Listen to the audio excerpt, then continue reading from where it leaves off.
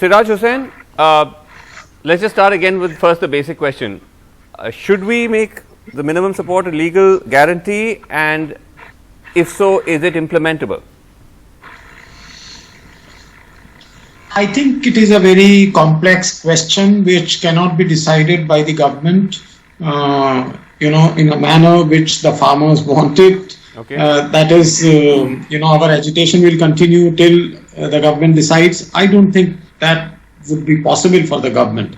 What is possible for the government is to set up a committee of highly credible and eminent people who have to come up with a report as to how to shield the farmers from huge fluctuations. Now, what happens is that the fluctuations are so much for agricultural produce that the farmers stand to lose year after year.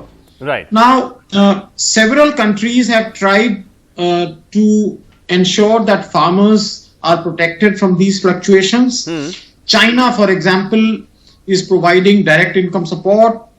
In America, we have price insurance. In Europe, certain area is left vacant so that the prices do not fall.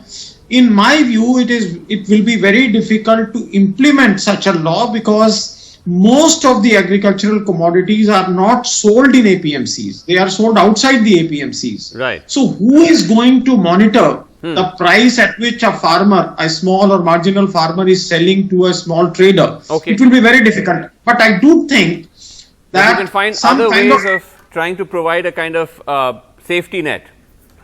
Income support, I think, is a easier, more doable way of helping the farmers.